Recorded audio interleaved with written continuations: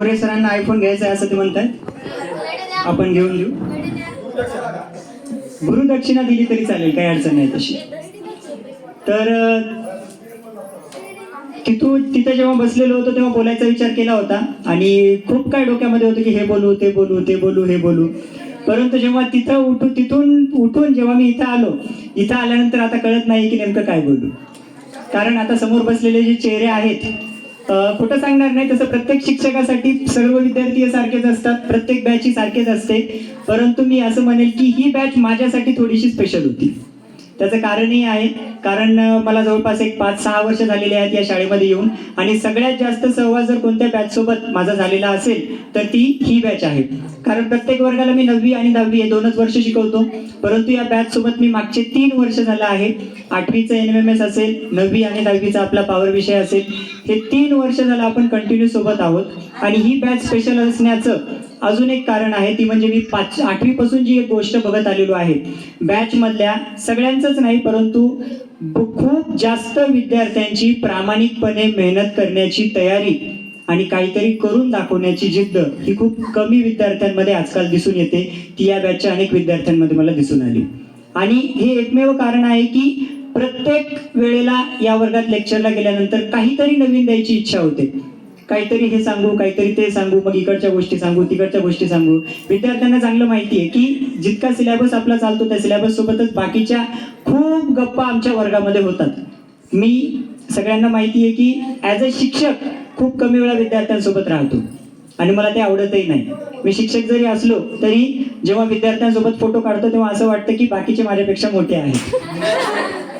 ठीक आहे, आणि मला मग त्या गोष्टीची मजाही वाटते की चला आपण यांच्यामध्ये मिक्स होऊन जातो आणि कदाचित बरेच जण त्याच्यामुळे मला शिक्षक समजतही नाही. आणि चांगली गोष्ट आहे, आपलं एक खेळमेळीचं वातावरण आहे, परंतु त्या सर्वांमध्ये प्रत्येकाने आपली मर्यादा जपलेली आहे.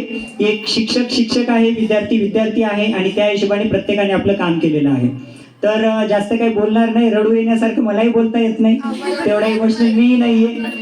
फक्त एकच गोष्ट तुम्हाला सांगेल की जसं गीतानेही सांगितलं की इथून जेव्हा तुम्ही बाहेर पडणार आहेत, बाहेर पडल्यानंतर या शाळेचं नाव, आपल्या गावचं नाव तुम्ही मोठं कराल, हे ध्येय उराशी बाळगूनच तुम्ही बाहेर पडा.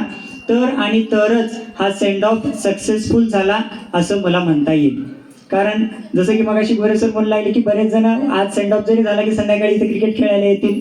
खेळायला या काही अडचण नाहीये, परंतु 4 दिवसांवर पेपर आलेले आहेत आणि हे पेपर 10वीचे एकदा गेल्यानंतर फ्रेश म्हणून तुम्हाला फक्त एकदाच देता येतात. याच्यामध्ये जर तुम्ही मागे पडले तर पुढचे अनेक वर्ष तुमचे आयुष्य हे बर्बाद होईल. आणि याची अनेक जिवंत उदाहरणं देखील माझ्या समोर आहेत.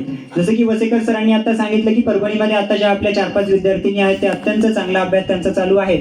माझ्यासोबत त्या कंटिन्यू कॉन्टॅक्टमध्ये आहेत. त्याच नाही, मागच्या 3-4 वर्षांमध्ये ज्या काही पॉलिटेक्निकला विद्यार्थिनी लागल्या आहेत त्यांचा पण कंटिन्यू कॉल मेसेज चालूच असतो. त्यांना काय गरज लागते, काय गरज नाही लागत, कोणता कोर्स पुढे करायचा आहे, कशामध्ये स्कोप आहे, कोणत्या ब्रांचला जायला पाहिजे, सायन्समध्ये पुढे गेला तर काय होईल, आर्ट्समध्ये काय करता येईल, कॉमर्समध्ये काय करता येईल, तुम्हाला स्पर्धा परीक्षेमध्ये कोणती गोष्ट करायची आहे, या सगळ्यांचा खजिना आपल्या सगळ्यांकडे उपलब्ध आहे. मी असेल, गोरे सर असतील, वसेकर सर असतील, कौसडकर सर असतील, बनसोडे सर असतील, गवई सर असतील किंवा नवनीत सर असतील आणि बाकी सगळे कोणीही शिक्षक असतील, मी एवढा शब्द तुम्हाला नक्की देऊ शकतो की 10वीतून इथून बाहेर पडल्यानंतर या शाळेचे गेट तुमच्यासाठी नेहमी ओपन असतील. तुम्हाला कोणतीही मदत लागली, कोणत्याही प्रकारची मदत लागली तर ती मदत तुम्हाला या शाळेकडून नक्कीच होईल. आणि जाता जाता एकच गोष्ट सांगेल जी मागच्या वर्षी देखील शेवटच्या वाक्यामध्ये मी सांगितलेली होती की आयुष्य मनसोक्त जगा, मस्तीत जगा, पण शिस्तीत जगा. थँक्यू.